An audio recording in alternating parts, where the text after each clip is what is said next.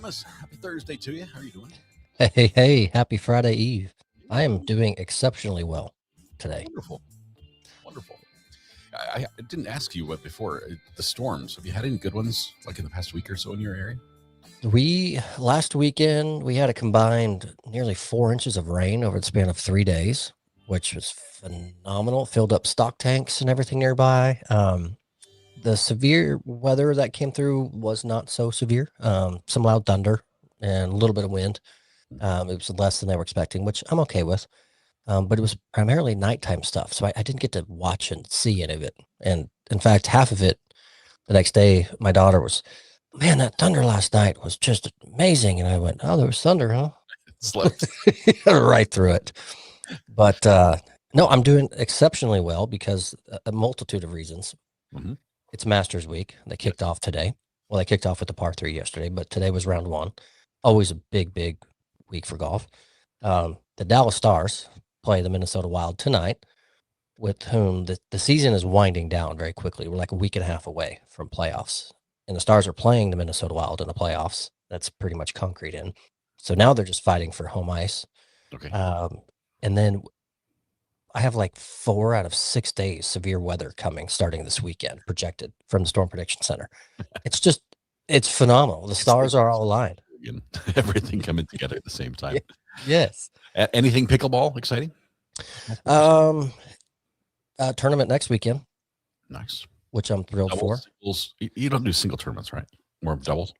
Yeah, single, depending on the tournament format, singles only come in for us in the tournaments I play in for tiebreakers and whatnot. I haven't played in any single tournaments yet, although I do play singles. But no, it'll be mixed doubles division, which is a guy and a girl playing together. And then there's also girls and there's also guys. So as of now, I am confirmed in a mixed doubles division, pending a men's doubles. I have a partner. We're just kind of waiting to see. We both agreed we'd play, but if they need a team to kind of round out, otherwise I'm just going to hang out and do mixed doubles and kind of take it easy, not just get crazy tired. But I'm excited. Tournaments are a lot of fun. How long until you have to expand your trophy cabinet? Is it filling up with? Well, currently it's 0 square feet. So if I win one, I'll have to get a tiny shelf. No space needed at the moment. No, I've won one. We had a mixed double city championship that I won, and we got a knockoff fake Yeti that just had a pickleball that said champion on it. And I think it's on the bottom shelf of my toolbox in the garage somewhere that I drain oil or brake fluid in or something like that. So it's not shelf worthy. Putting it to good use. Yes, indeed. Oh man, that's good. That's awesome. So fun weather. Yeah, I was watching Daniel Arms from Arms Family Homestead, they're just across the border from you up in Oklahoma in the Texas Lake area, and he was saying, I know their videos are always behind by a week or so because they're delayed, but he was talking about a storm that they got. I'm like, oh, I forgot to ask Thomas if that hit him. So, but no, Oklahoma got it worse. They typically do for one reason or another, but yeah, if it a lot of times right where we are, storms will start to fire and build off, and they go just north or just south of us, and then they become these dynamic supercells as they grow and gain strength. And then everything in Oklahoma, because we're only 15 minutes from the Oklahoma border, and I'm just watching the radar and I can see everything out my window this direction, and I'm like, oh, it's so beautiful, and it's moving away, not coming this way. I don't know. What's the view? We weren't supposed to talk about this, but how far can you see? Like if you got in a little up on your roof, for instance, how far? What's your sight line distance wise on a good day? That's a great question. I don't know how many miles it is. It's a good way, because up here in North Texas, it's very flat, and our elevation, we're at like 800 feet or something like that above sea level. 20 miles? More, way more. Because I will see supercells building and towering up that are, oh gosh, over 60 miles away. Now, the towering height of the supercell helps with that, right? Because they're so high in the air. But yeah, when I don't have any obstruction, I can see stuff way far in Oklahoma. So It's cool to see and watch it build and go, and especially because I'm looking north and the sun obviously setting to the west to my left, it really illuminates everything from my point of view. So in the early evening, late afternoon, it's a gorgeous sight to see. But like I said, it's sad because it's moving away. It's nothing coming my direction. So a lot of people in your area are praying. There's like, keep going, keep going. Thomas like, no. No, that's cool. No, that's very cool. I'm jealous. I used to live in an area that had mountains, and when you're up on the mountain, you can, if you go on a hike or something to the top, you can just see forever, like from to the next range of mountains, and maybe sometimes beyond. And now that I'm in North Carolina, it's basically you can see as far as the closest tree. Trees. And that's it. And the trees, unfortunately, here are very tall. Lots of pines, lots of those telephone pole trees that they're growing here.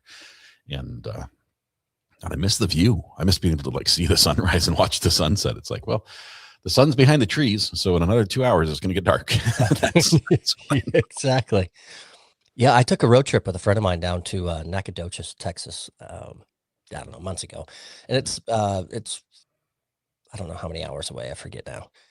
But it's a decent road trip away from us, and it's to the southeast in Texas. And the geography changes drastically as you get into that region, and it is gorgeous. The trees are mature. It's very hilly, and I was looking around, and we were talking about how beautiful it was there, and just love it. And then it hit me and went, I could never live here. If there's a storm within a mile, I couldn't see it. It would be terrible. You'd get no warning. It's basically it's either clear and then suddenly, right. In our area, there's particularly our neighborhood, since it's a little bit newer, there's not much for mature trees around us either. So it's flat land, not a whole lot for mature trees around. So it's if I get out onto the street or around the block or somewhere in the corner in the right area, I can see stuff coming from a long ways away, and it just looks just beautiful. So it's you kind of give and take, right? On a plain day, it's not the most gorgeous area to be and live in, but with the weather, it's just I get to see it and see it coming, and I love it.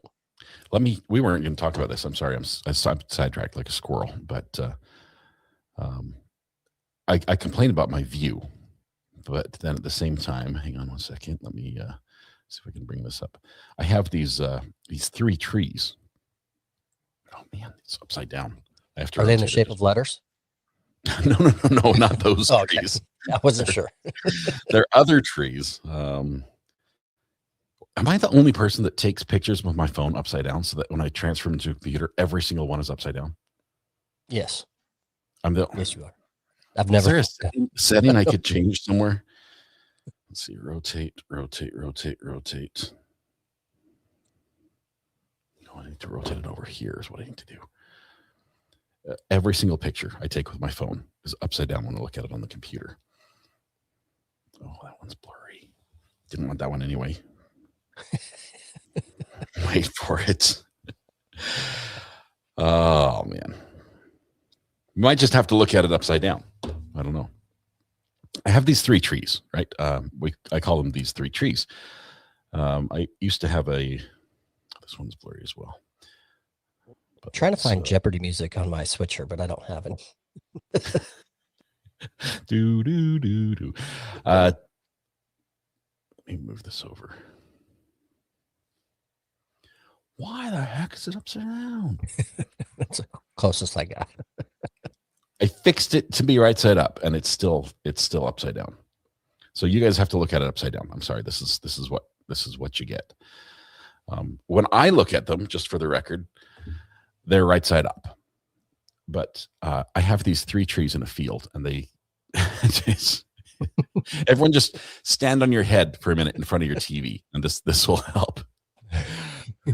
This field is absolutely gorgeous. These 3 trees are at an old home site. The home's long been demolished. You've got one pine tree, one I think it's an oak, and then one I don't know what it is. It's just like a stump that's overgrown with vines. And I have been taking pictures of those 3 trees in various weather and just various situations for years. Like I have more pictures of those 3 trees than I have of my kids, including all my kids' entire life. I have more pictures of those trees than anything else. I've literally thousands and thousands and thousands of those 3 trees from the exact same vantage point. There was a point where I used to drive by there every morning, so I'd try to catch it at sunset. So I have it like buried in snow. I've got fog during rain, the moon, the sunshine, great, brilliant sunsets. I've got pictures of those 3 trees. And I used to post them on Instagram on an account called these_3_trees. And I have forgotten my password. And whatever account I had, like as a safety to log back in, I don't have that one either. So I can't post any more pictures. And there are people who are like, I missed these pictures. I missed seeing the new ones. I'm like, I can't get in. I can't do anything. I'm sorry. But are these the same 3 trees that I thought it was when you were in Utah, but you made a post and it's a gorgeous picture during the autumn season that you have of these trees. Is it the same trees or is this 3 trees? That was probably 6 years ago. They're gorgeous. Yeah. I started taking pictures of these, and I've got like amazing, and not a single one of them is edited. Not a single one. Every single one is just natural, no filter. Most of them taken with my phone, some with my camera. I'll have to put something together and show you. But that's the only good view I have. Those 3 trees. Those 3 trees. Sometimes corn, sometimes tobacco, sometimes soybeans, and sometimes cotton. That's what they rotate through the fields here. But anyway, I'm not sure why we're talking about those trees. I'll share something later about that. Wait, all right, how's everybody doing in chat? I'm sorry, I've been ignoring everybody. Picturesque moments is what led us to that. I love it. These 3 trees. Yeah. It's so this is not related, but it's funny. You talking about that's what you posted on Instagram, and it's these 3 trees, right? So people are following these 3 trees. Today, FedEx comes with this big box, and we open it, and it's a Robo cat litter box. Have you seen them? They're a big circle. The one that cleans itself. Correct. And we've had one before. It's been used and abused. So it's time to get the new one, upgrade, and do it. And I will say, as advertised, it's incredible. It does a great job. So we get the new one open, get it set up for our cats, and it has 2 cameras. It comes with an app. The cat doesn't get any privacy? No privacy. So it's on a timer and sensors, and it knows when to clean itself. And you build cat profiles if you have more than 1 cat. So it tells you which cat has been using the restroom at what time and what's going on. I don't know why, but it does. But it has a camera at the little ramp, so you can see when a cat comes to enter and when it vacates. But then it has one up top in the dome, so you can actually see the cat doing its business. No idea why. Don't know why the engineer said, this is a great idea. But I told my wife afterwards, because the cat ran in, saw it set up, and went and used it. And I said, we need to start an Instagram account with some phony name, and all we do is upload videos of the cat going to the bathroom every day. Both cats, just whenever they use it, just upload the video. It would go viral. Do it. That's what I was thinking. There's probably a way you could automate it with the AI agent or something, so that it would grab the file, post it to the account, just put it up there. But it was kind of funny because when our boy cat, he went in there to use it, we pulled up the video, and he was like cleaning the walls of everything. There's nothing on the walls. It's all the litter sits at the bottom, but he's a cleaner. He cleans the countertops all the time after he eats. So it was making us kind of chuckle. And that's when I said, start an account and just upload daily video. Nothing else, no commentary, no audio, nothing. Just a raw video of the cat going to the bathroom. It's absolutely ridiculous. And I can tell you this, that content would be so much better than so many other channels that are out there. Sure enough. You're not lying. Wow. Oh no, she didn't. I asked her to send me the video. It's on her phone. So can you send me that video? Because there was a couple friends, you be included, I was going to send it to when I told the story. But Dunder, BC, that's how our grandson called it. Dunderstorms. Oh, Dunderstorms, like thunderstorms. Oh, got it. I think I found it on Facebook. These 3 trees. I don't think it was on Facebook. I think it was just. I don't know. It might be on Facebook. I know I had it on Instagram. I just can't figure out how. I guess with Instagram you have to log in with like a Google account, and I don't know what account it was that I logged in. And when you lose a Google account, take it from me, it is impossible to recover. because I had one that is literally my first and last name at Google, and I forgot my password, and I didn't have my phone linked, and I spent months trying to recover it, and you just can't. So that email is still out there receiving emails from someone and probably has 10 million unread emails. It just wouldn't let me get in there. Man.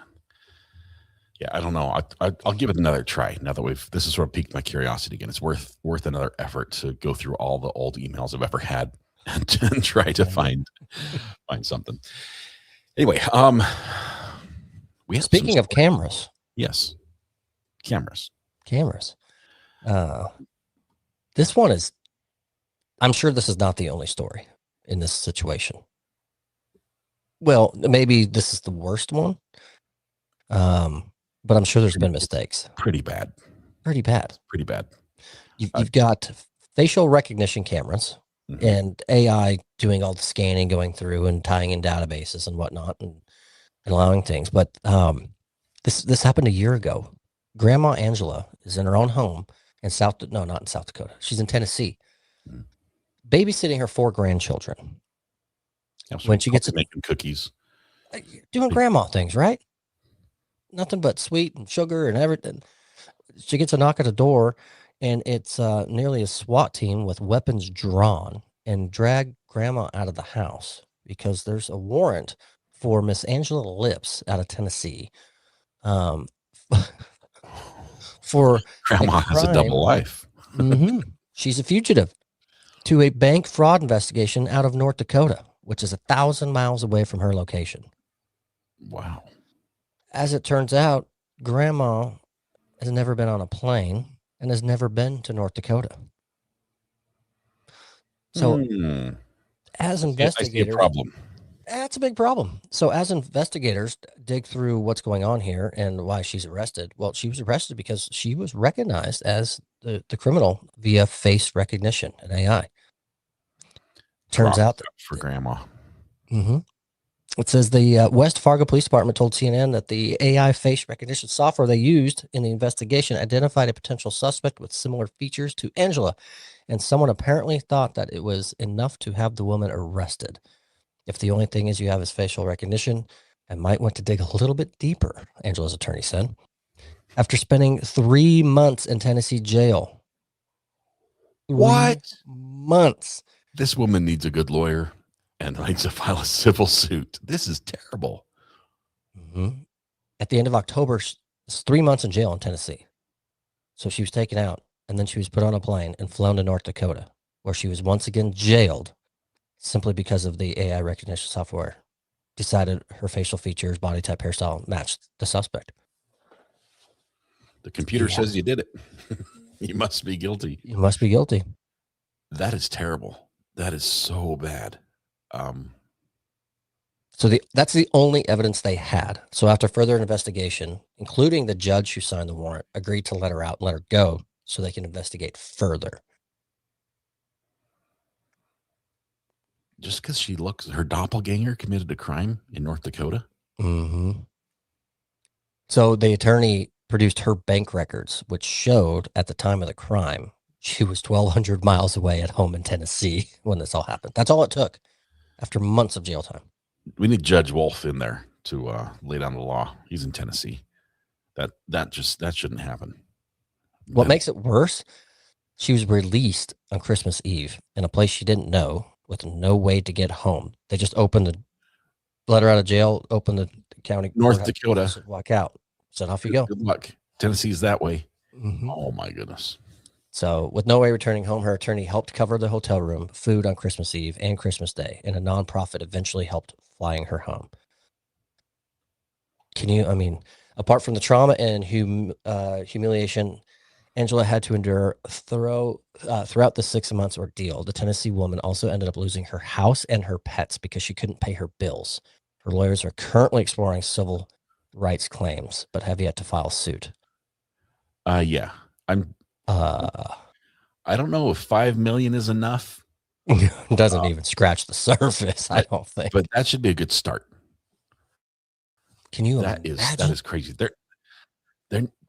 okay, I don't like massive settlements. Okay, I don't like somebody spills coffee on themselves and they get like $30 million for it because I didn't know it was going to be hot. Okay, this is not that situation. Agreed. But a civil suit like this, the penalty has to be big enough that the people responsible know they will never do it again. Bingo. And everybody else says, and I will never do it again because I don't want what happened to them to happen to us. Right. So the town's entire year budget is probably a good starting point. 100%. So I'm sorry, your sewer line broke. Sorry, we arrested grandma and we took her up to North Dakota, and we won't do that again. Next year we'll fix the sewer line. That's the level it needs to be at to fix this. Yes, I agree. Oh my goodness, it has to be impactful. I mean, someone who worked their whole life to be where they are in retirement, and they're literally taking care of their grandbabies in their home, lost their home and their pets.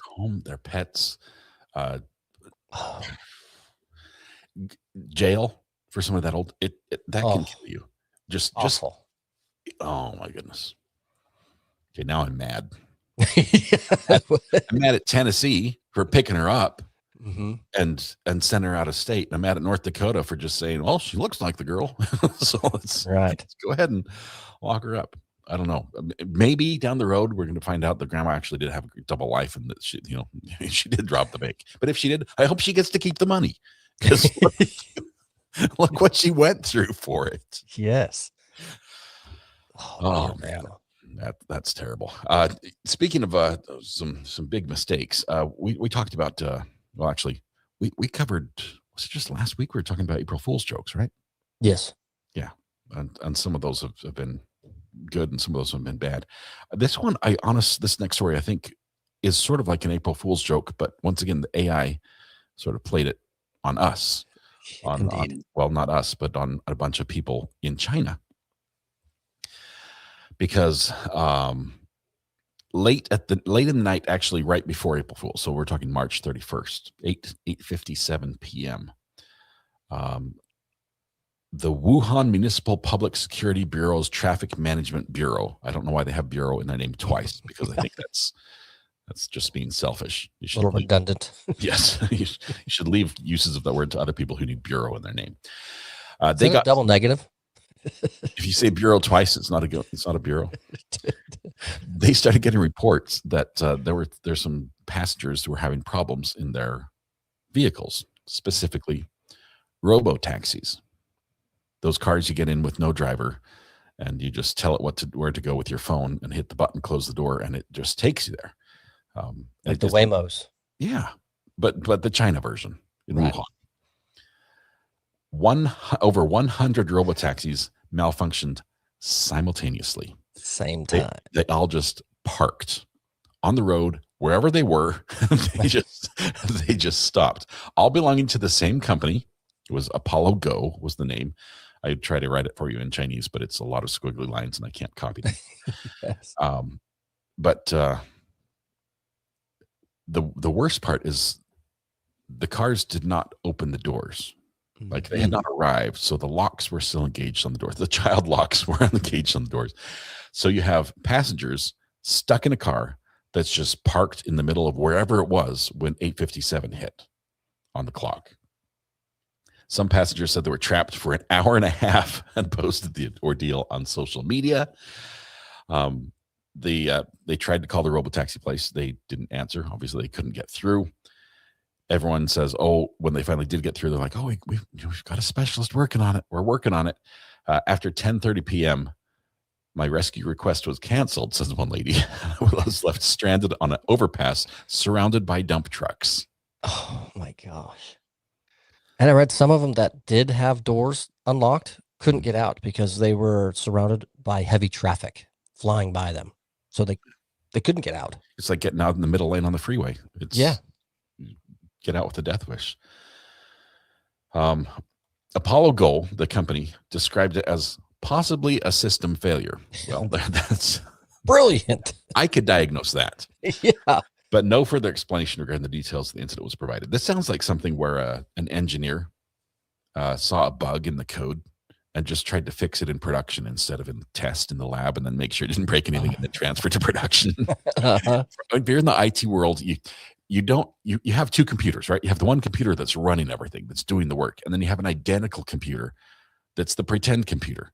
And when you want to make a change, you change the pretend computer first and then see if it breaks anything. Right. If it breaks something, you can just roll it back and say, oh, we don't want to do that. And then nobody gets harmed. In this one, I think they just went straight to production and 100 cars just stopped. Possibly a system failure. I think someone might be unemployed at this point in time. Yeah, I'd hesitate to get in one.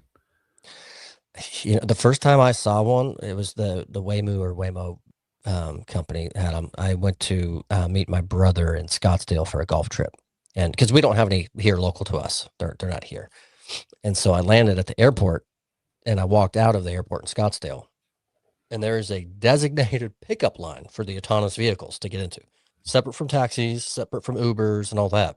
And there they are, just all lined up. So I went, well, that's pretty neat. I've heard about them, and now I'm seeing them. Cool, looking up. But then we had to walk past these alleys, right, to get to the parking garage where our ride was at. And then watching them slowly pull away with passengers and with no one driving them, and the steering wheels turning as they pull out and turning back as they go.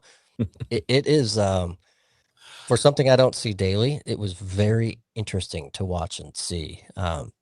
As it goes, and obviously they look somewhat goofy because there's, you know, a camera on every square foot of the vehicle looking every angle, but it looks like you're driving the Google Map vehicle times 10. Yes. Yeah. it is cameraed up.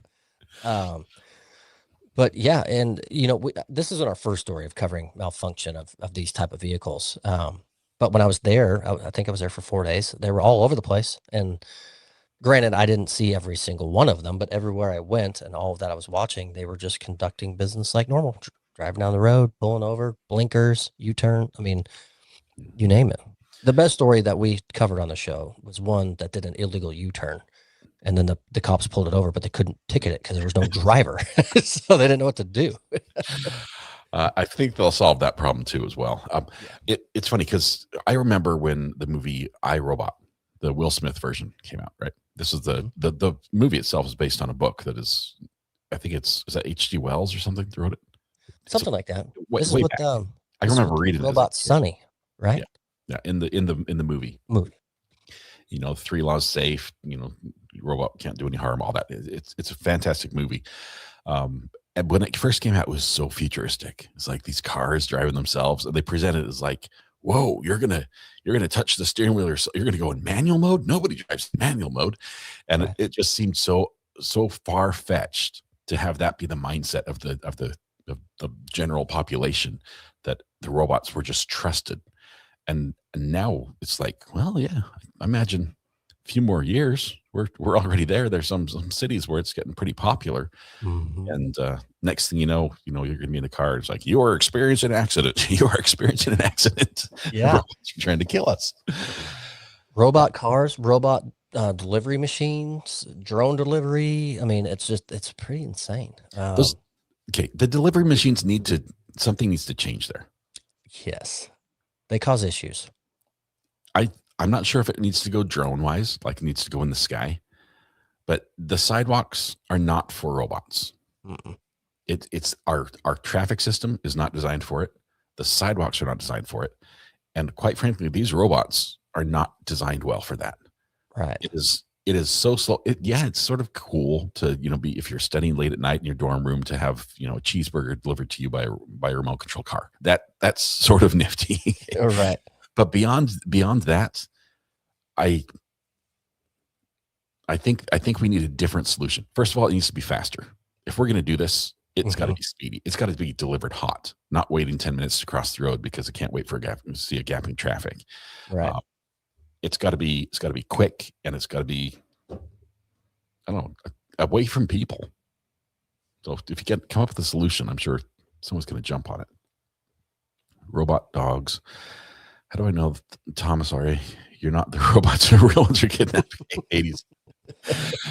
I've been accused of being AI a couple times. Robot dogs that breaches houses. Yeah, we already have some security dogs that are doing that. Mm-hmm. I wonder, there's a police incident going on right now. Is it in California? I think all the mods are watching it instead of this right now. I think. Oh, is there something going on in mod chat? I didn't see. I was listening to the police scanner. It was a barricaded suspect, armed, shots fired, officer down situation. Terrible, terrible. And I was listening a little bit, and as the scanner comes across, it's like, "Hey, everyone, clear out! He's got a 308." A 308 is as you know, a pretty high powered rifle. Yep. That can do a lot of damage range wise, and devastating. It's often used as a sniper round. Right. I mean, it's a pretty cool thing. Anyway, scary out there, but north of Porterville, California. I was curious. I know they were flying drones earlier at that incident, and I heard an officer say, "Hey, let me know. Do you need me to put the drone up again?" And the command control was saying, "Hold on, the SWAT team. Wait till the SWAT team goes up. We'll probably need save your batteries for when the SWAT team goes in because we'll need the eyes in the sky for that one." Yeah. 2 officers died. Oh my goodness. That's SWAT getting heavy. Bearcats with battering rams, shots fired. 2 officers died. Oh, yikes. That's terrible. That is terrible. Oh. I saw, speaking of AI and police, I saw, this isn't one of the stories I've got on the rundown, but I was watching through doom scrolling, if you will. A guy played a prank on a cop. So there was an officer who looked like a Walmart, and he had parked, and he was going for civilian duties, shopping for some sort, whatever. But he was on duty or just post shift because he was in his patrol car and he was still in uniform. But I guess when he went in, someone took a quick picture of his squad car. It's a Ford Explorer sitting there, and then put it in an AI application and said, "Make it look like 2 people are breaking into this vehicle and stealing it." And then the AI produced it. And so he went into the store, found the officer in line and said, like, "Is this your car? I need to show you something." And he did. And so he showed it to the officer, and the officer sees it and not in a panic, but he went, "Oh, I need to take care of business." So he starts marching outside. And the guy who showed it to him is also kind of following along, recording his reaction. It didn't show the full complete thing, other than the guy who played the prank got arrested. I don't know what the charge was, but the guy who created the video and showed him that, and the funny haha prank ended up in handcuffs. And so off he went. But it's like, this is a trend. Very much so. What people are doing for views on social media. Yes. This is a tough spot for me, right? Because I'm one of those people. I'm not one of those people, but I'm a social media. I'm a person on Twitter, and social media is your job. That's your career. And yes, if people don't watch, it doesn't pay the bills. And I can see the temptation to do something. But what was that Mark Twain quote that we heard in court the other day? Something about as soon as you lie, you lose credibility and you can never get it back. Something to that effect. Right. It's not worth it. It's not worth it. If as soon as you do one thing that is not genuine, that is the badge of shame you will wear for perpetuity. Once you deviate, you can't go back. Yeah. Essentially. Right? Yep. Anyway, on that note, influencer allegedly stages her own kidnapping at gunpoint for attention and clicks, obviously. This is a Brazilian content creator who was recently arrested for allegedly planning her own kidnapping by a group of armed men just so she could boost her online following. This story is crazy. For those of you that have heard this story before, pay close attention to this one, because there is a crazy twist that is unfathomable. I can think off the top of my head. I know there was another famous person who claimed that she was kidnapped and on the side of the road and people beat her up and she stopped to help somebody and it turned into that turned to be a fake story. This one, was like that, but it got worse because she says she and her husband were kidnapped by these armed men who threatened them, forced them to pay their own ransom, which, I guess it's fortunate that you have ransom money on you at all times, so you can pay your own ransom. Right. Beat up her husband, and threatened them, and then eventually let them go. The husband immediately, when this is over, goes to the police and reports it. The problem is, the police, in doing their investigation and their subsequent finding of these people, made a connection between the wife and one of the attackers. And that connection was her cell phone. And she stayed in contact both before, during, and after this attacker. It was staged. The husband didn't know it was staged. And he actually got beat up. Mm-hmm. He was a true victim. So you now have this. This is worse than just saying a false story, filing a false police report, saying this happened to me and it didn't, for to get attention. Right.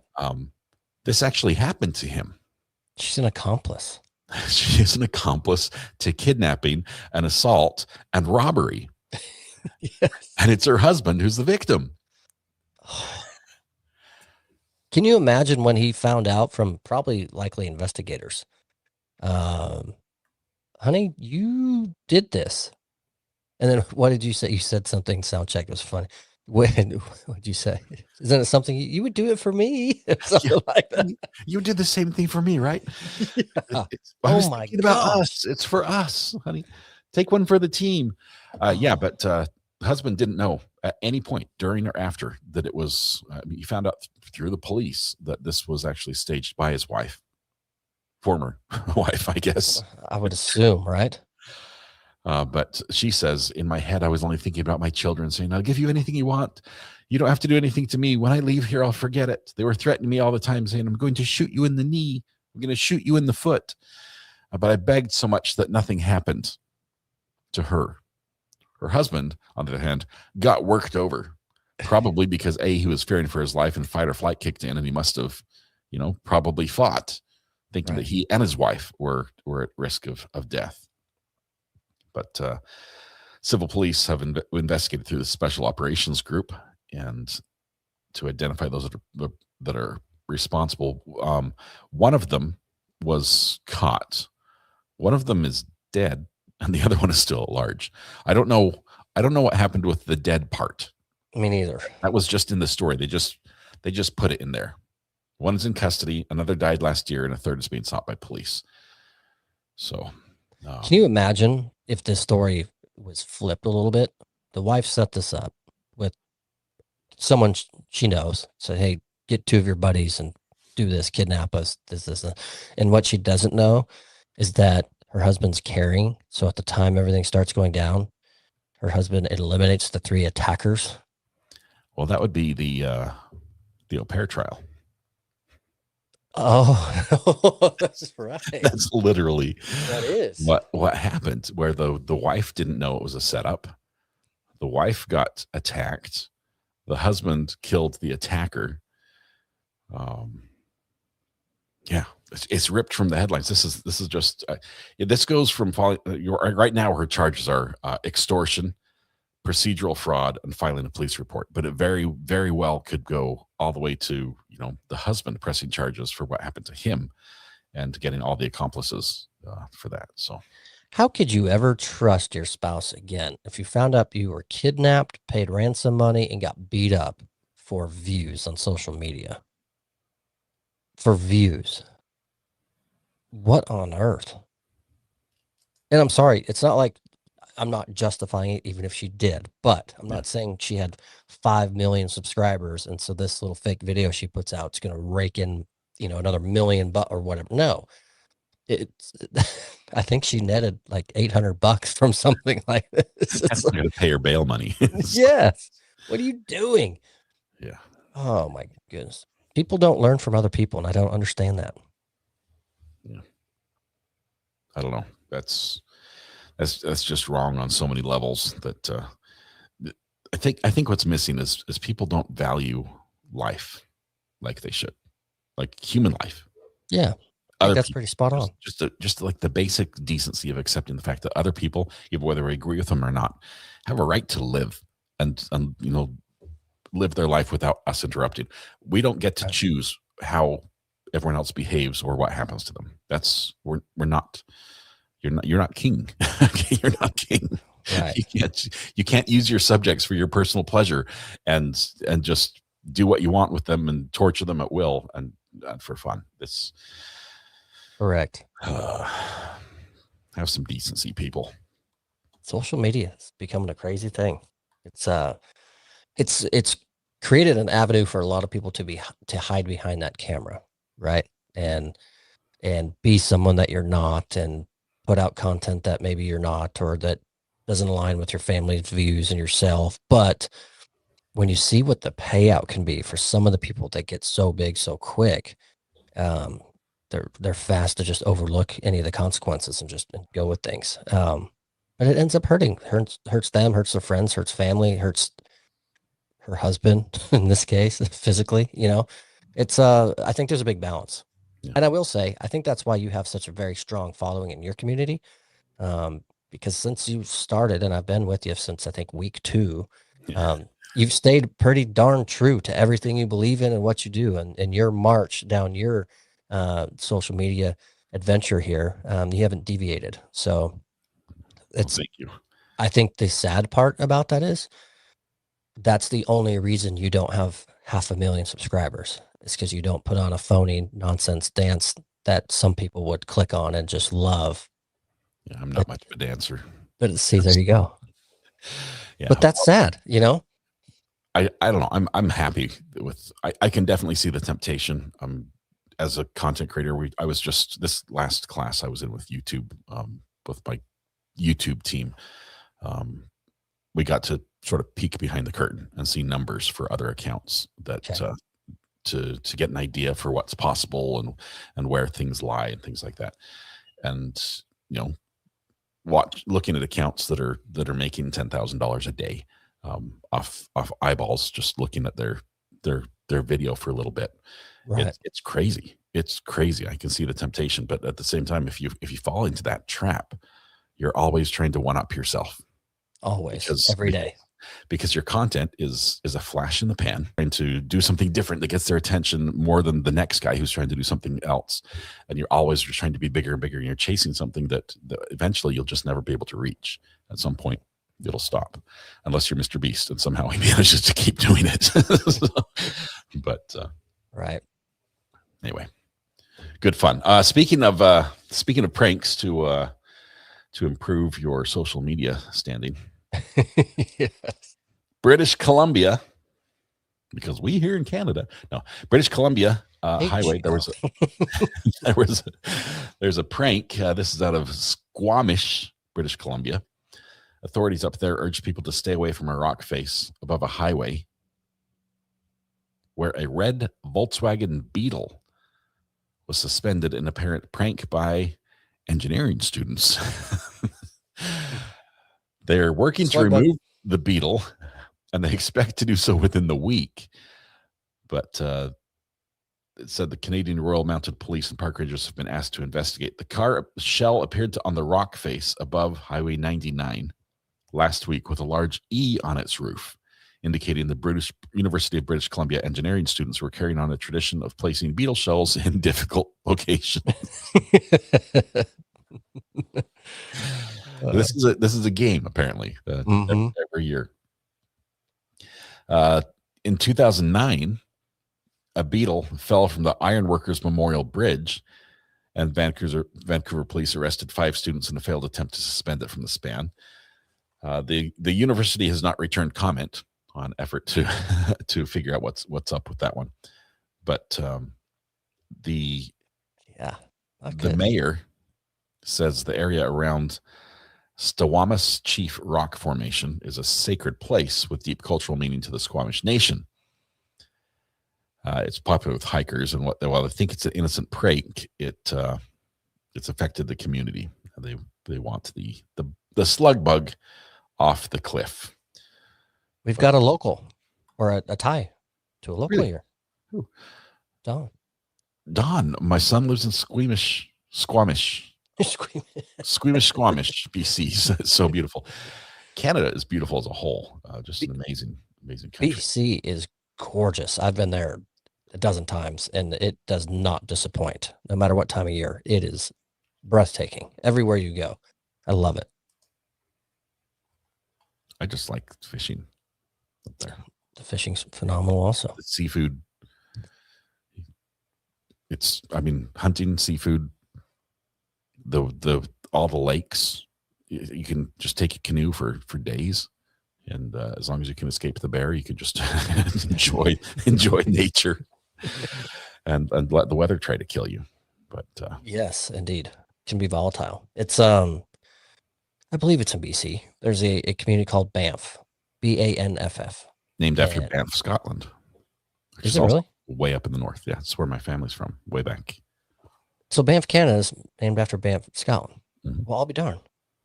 I think that's one of the most beautiful places on the face of this planet, and one of the most expensive to boot. But it is gorgeous. I've seen it in both summer and the wintertime. The wintertime is phenomenal because it is transitioned into this beautiful winter Christmassy village area, which, as you know, I tend to like to decorate a little bit, and they do a pretty good job.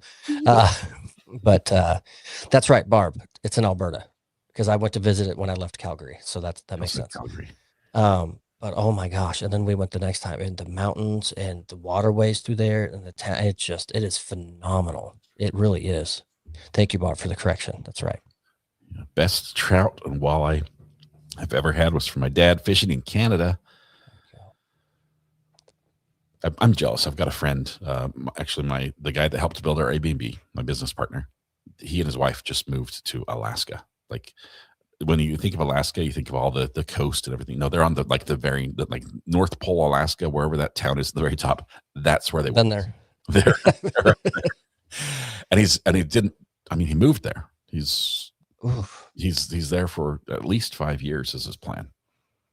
And I've been there because when in my hockey days, we would play in Fairbanks, and someone correct me in chat, but I believe it's like an hour bus ride from Fairbanks to North Pole, Alaska. And it is a different way of life. That is for sure.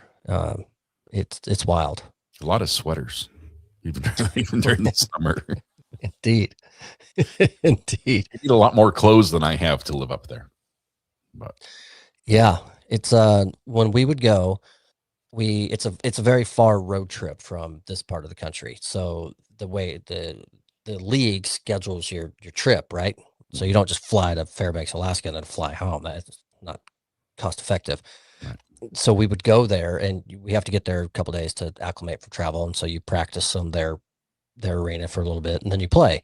And then depending where our next stop is, a lot of times was in Wasilla, Alaska. You either stay in Fairbanks and practice for that week and then bus down to Wasilla, or get to Wasilla and practice and play. But so we spent a lot of time up there because of where our games were. And it was, without a doubt, it was always scheduled mid to late January is when our team had to go play up there. And there's no sun. It was overcast. Everything was frozen. It was freezing cold. It was hard to get 3 hours of like quasi light a day. Exactly. That's exactly what it was. So it was definitely a wild experience. And I had a former teammate of mine who ended up playing up there, and he decided to live there full time. And so I'd get pictures in the summertime of how absolutely gorgeous it was, and how he had 18 hours of sunlight and called me at 3 a.m. when he was teeing off on the golf course. It's crazy. That's with my sleep schedule just a little bit. Oh, but man, the animals up there, I love that. I mean, obviously I'd be out there with a metal detector looking for gold like everybody else.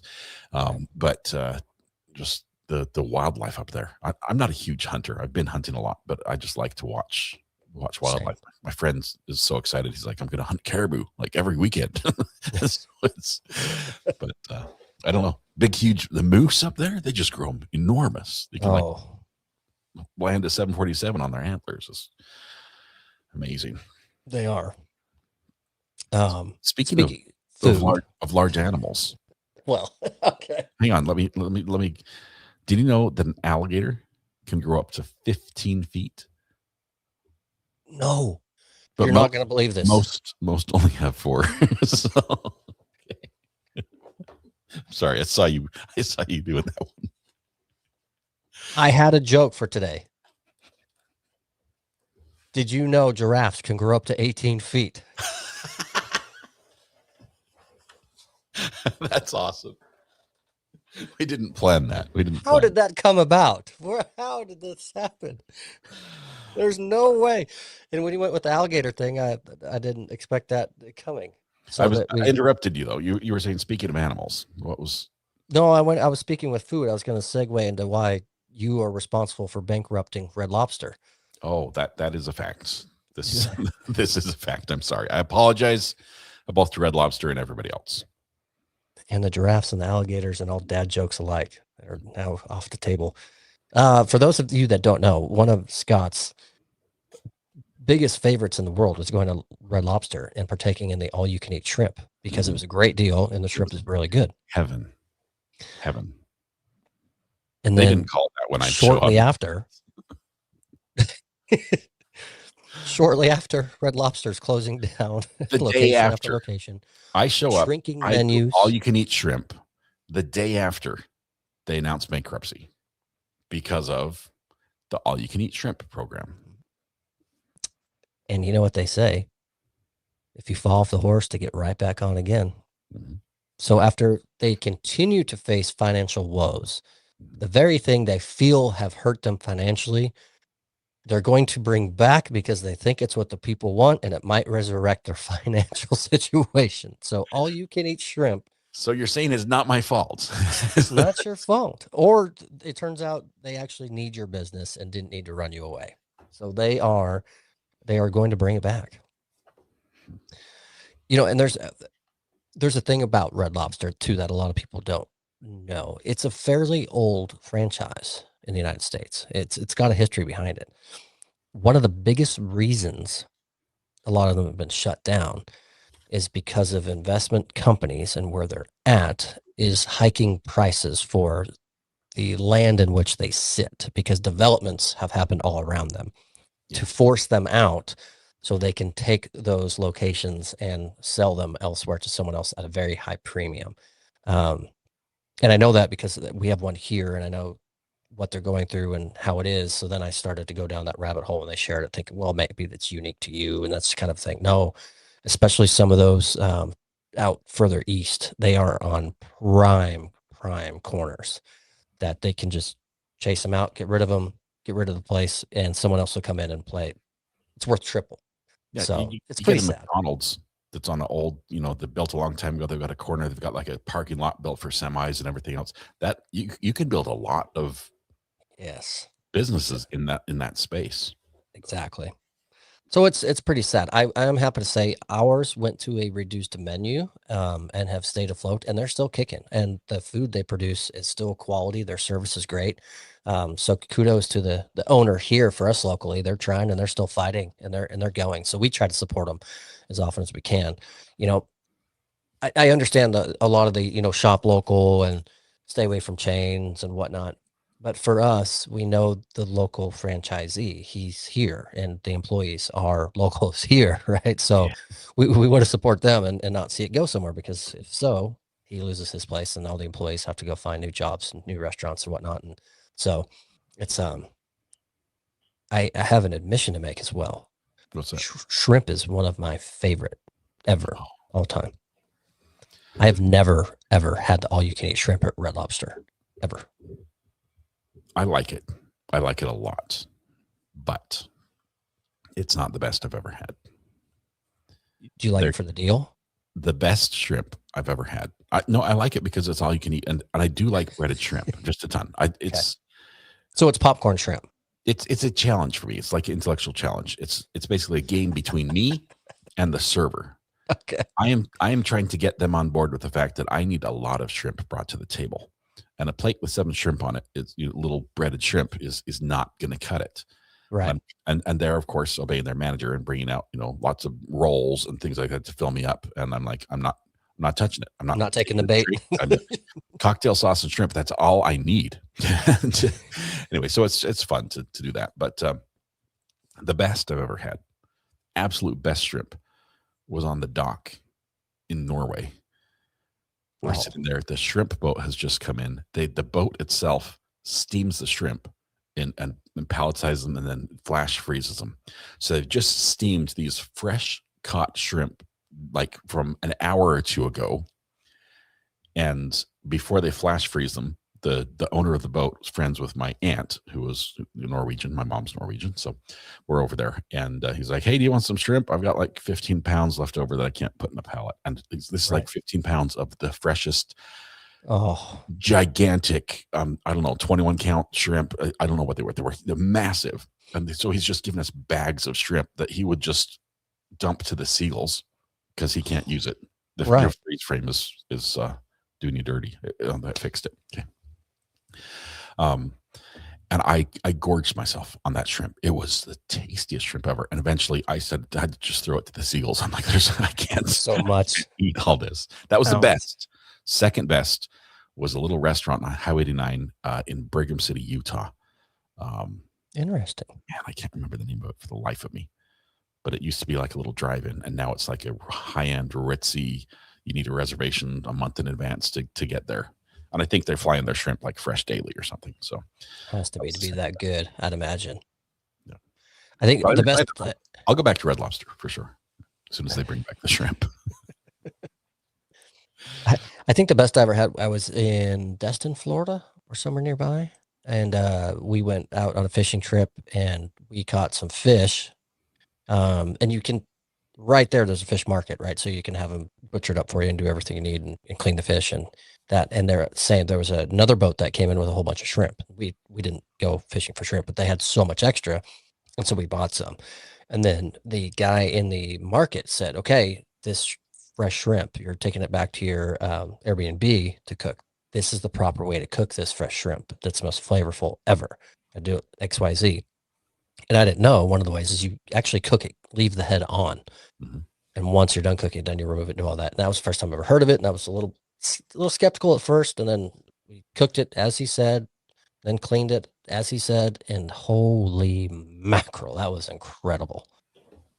Yeah, that's good stuff. I shared with you before the show that I today went out and bought imitation crab, and I was disappointed yet again in how it tasted. So, on sort of on that note, my wife actually asked me to stop behaving like a flamingo, and I had to put my foot down.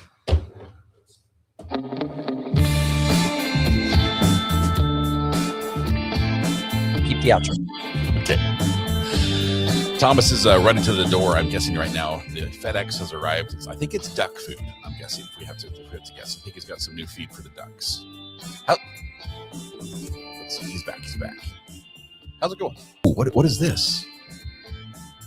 It looks like a golf club with a flamingo on it. This showed up yesterday. You and I are so in sync right now. It's terrifying. That's awesome. It's a golf club warmer, right? Is that the idea?